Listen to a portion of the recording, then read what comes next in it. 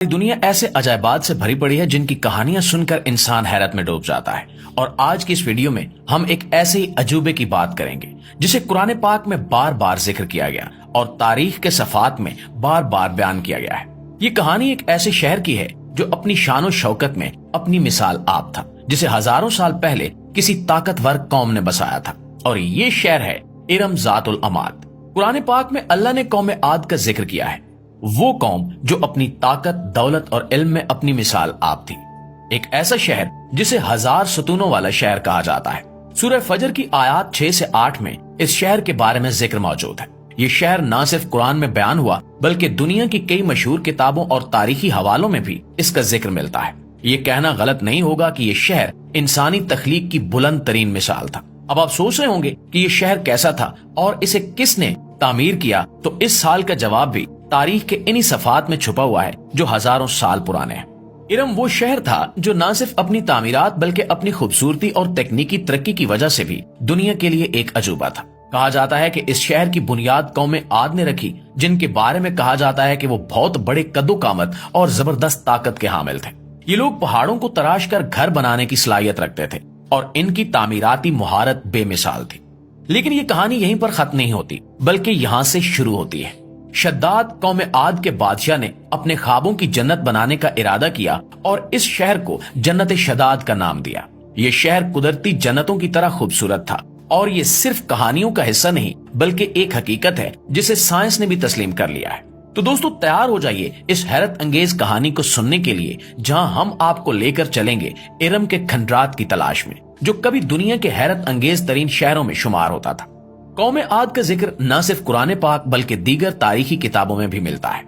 یہ قوم عرب کے جنوبی علاقوں میں بستی تھی اور اپنی طاقت اور مال و دولت اور تعمیراتی مہارت کے لیے مشہور تھی۔ یہ لوگ اپنی جسمانی ساخت میں بھی ہم موجودہ انسانوں سے کہیں زیادہ بڑے اور مضبوط تھے۔ ان کے قد و قامت اور طاقت اتنی زیادہ تھی کہ وہ ایک بڑے پتھر کو بھی آسانی سے اٹھا کر پھینک سکتے تھے۔ قوم عاد کو اللہ تعالیٰ نے بے شمار نعمتوں سے نوازا تھا۔ ان کے پاس دنیا کی تمام آسائشیں تھیں۔ یہ لوگ بلند و بالا محلوں اور ستونوں پر مشتمل عمارتوں میں رہتے تھے جنہیں پہاڑوں کو تراش کر بنایا جاتا تھا۔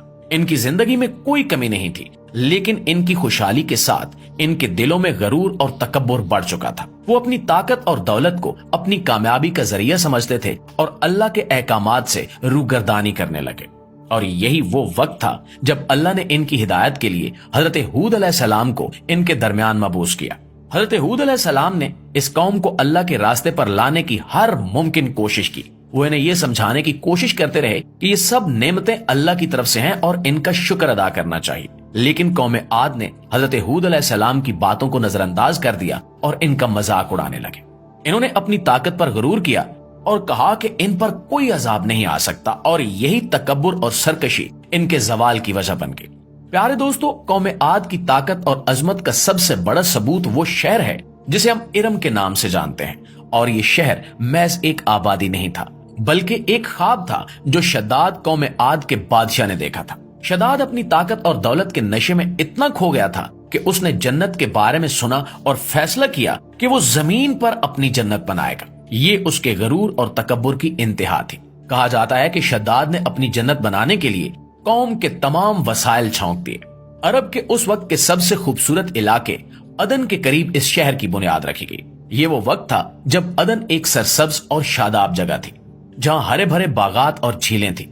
شداد نے اپنی جنت کو قدرتی حسن سے زیادہ شاندار بنانے کے لیے دنیا کے بہترین معماروں اور کاریگروں کو اکٹھا کیا۔ شہر ارم کی تعمیر میں کئی صدیوں کا وقت لگا۔ کہا جاتا ہے کہ اس کے مکانات سونے اور چاندی سے بنائے گئے تھے، اور اس کے ستون جو کہ شہر کی پہچان بنے قیمتی پتھروں جیسے یاقوت اور زمرد سے تراشے گئے تھے۔ شہر کے اندر خوبصورت نہریں بہتی تھیں جن کے کنارے پر مصنوعی درخت لگائے گئے تھے، اور یہ درخت بھی سونے اور چاندی کے تھے۔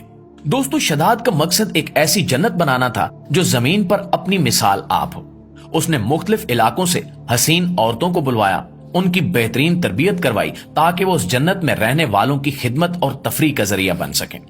یہ بھی کہا جاتا ہے کہ اس شہر کی خوبصورتی ایسی تھی کہ دور سے دیکھنے پر بھی یہ روشنی کی طرح چمکتا تھا، یہاں تک کہ اندھیری رات میں بھی اس کی جھلک دیکھی جا سکتی تھی۔ لیکن دوستو، شداد کی جنت کا یہ خواب جتنا شاندار تھا اتنا ہی غرور سے بھرا ہوا تھا، اور غرور जैसा कि हम सब जानते हैं कि हमेशा इंसान को जवाल की तरफ ले जाता है, और इस शहर के साथ भी कुछ ऐसा ही हुआ। जब शहर इरम की तामीर मुकम्मल हो गई तो ये दुनिया के लिए एक हैरत अंगेज अजूबा था, लेकिन शद्दाद के लिए ये महज एक इमारत नहीं थी, ये उसका गरूर और खुद को खुदा के बराबर साबित करने की एक कोशिश थी। शद्दाद ने दावा किया कि उसने अपनी जन्नत बना ली है और अब वो अल्लाह की जन्नत का मोहताज नहीं रहा।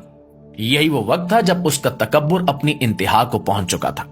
शद्दाद ने अपनी बनाई हुई जन्नत को देखने के लिए अपने तमाम दरबारियों साथियों के साथ वहां जाने का फैसला किया। वो बड़ी शानो शौकत के साथ अपने लश्कर के हमरा उस शहर की तरफ रवाना हुआ, और यहाँ पर शद्दाद की जिंदगी का सबसे बड़ा ख्वाब पूरा होने वाला था। लेकिन अल्लाह ताला को इसका गुरूर कबूल नहीं था।